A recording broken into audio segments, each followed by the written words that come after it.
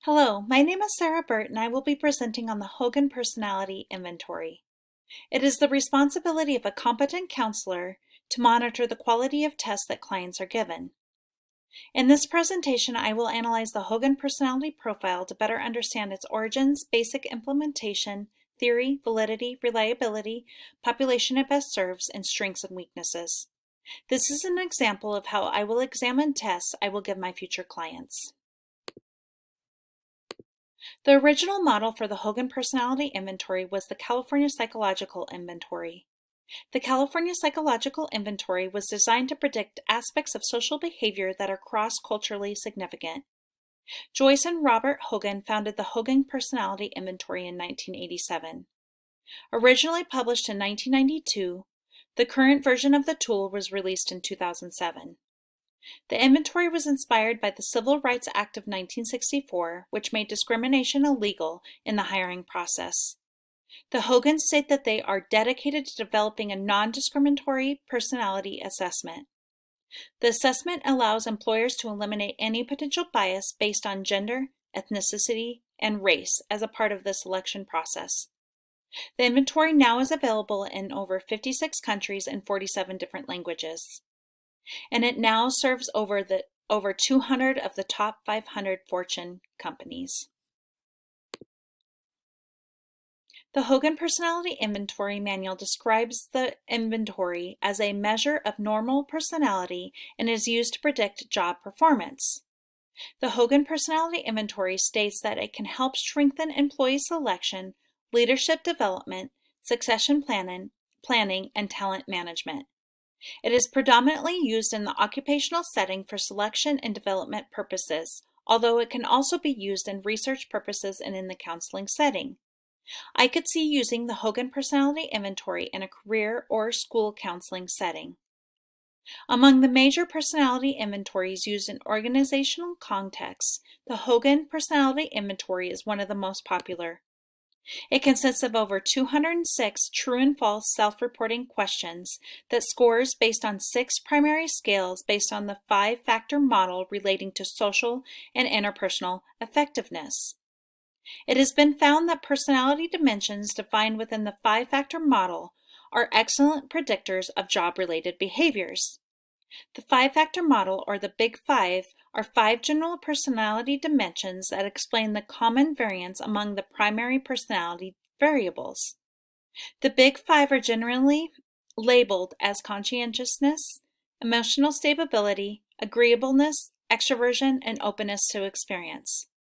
In the Hogan Inventory, openness to experience is named intelligence, emotional stability is called adjustment, conscientiousness is called prudence, and agreeableness is called likability. It also has 6 occupational scales which measure service potential, stress tolerance, reliability, clerical potential, and sales potential.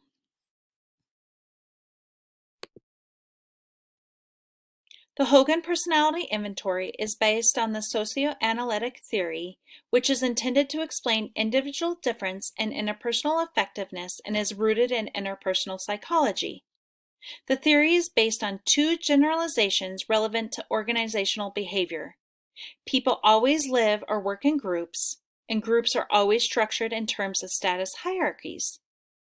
These generalizations suggest that behavior is designed to get along with other members of the group and to get ahead and achieve status. The development of the 5-factor model is based on 75 years of factor analytic research on the structure of trait terms and peer ratings. The Hogan Inventory Manual states it successfully predicts occupation success in all major categories and is validated in more than 200 occupations covering from all major industries. There has also been over 400 successful validity studies. Overall, the Hogan Personality Inventory appears to possess good content and face validity. The inventory also has reasonable construct validity, with most scales displaying moderate correlations with similar measures. However, the manual makes it difficult to discern concurrent from predictive validity. The inventory contains a validity scale to offset random or careless responses. The inventory also shows good reliability. It shows good internal consistency with test-retest reliability. Test-retest reliabilities range from 0.69 to 0.87. Internal consistency for the personality scales range from 0.71 for agreeability to 0.89 for adjustment, while the validity scale possessed the lowest internal consistency at 0.63. Reliability coefficients for the occupational scales range from 0.69 for service orientation to 0.686 for stress tolerance, test-retest reliability. Coefficient range from 0.74 for prudence to 0.86 for adjustment and school success. Test-retest reliability range from 0.77 for clerical potential to 0.87 for stress tolerance. The Hogan Inventory is available in 56 countries and 47 languages. There appears to be adequate research and there is no adverse impact by age, ethnicity, or gender. The manual also takes special consideration of people with disabilities. It discusses the American with Disabilities Act of 1990. Large print assessments and screen readers are available. In addition, an inventory is not a timed test, and the manual states accommodations can be made in a case-by-case basis through contacting customer service. The test is made at a 4th grade reading level. A limitation that I did find is that most of the research is based on the American population. I found a little on the Britain population, but I didn't find a vast of other countries besides Britain and American that research was based on.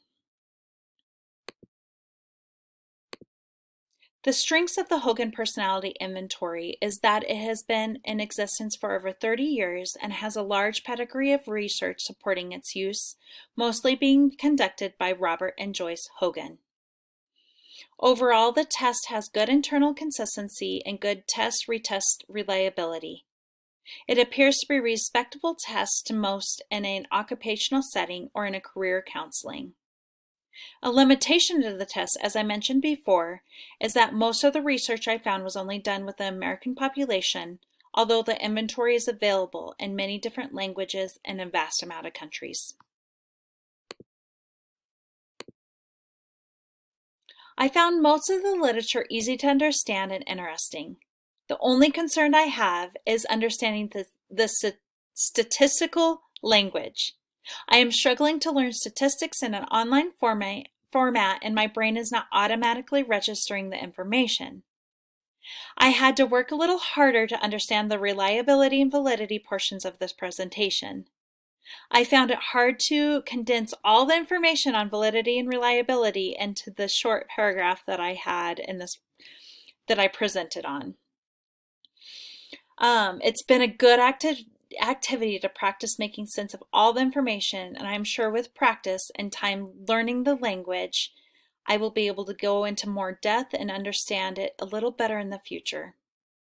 Another important thing I learned from the literature is how to review and find peer-reviewed information on personality assessments. I also learned that the Hogan Personality Inventory only adds a piece to the puzzle for the entire picture of a client. It is important to implement a full assessment to fully understand a client and the presenting issues. Clinical assessments can place labels, stigmas, grant or deny access to employment, place people on medication, incarcerate, and much more, so it's important to practice in a competent manner. Part of being a competent clinician is monitoring the quality of tests you give clients. In this presentation, I analyzed the Hogan Personality Profile to better understand its origins, basic implementation, theory, validity, reliability, population it best serves, and strengths and weaknesses. This gives an example of how in the future I will analyze each personality assessment so I can serve my clients competently and to their best interest.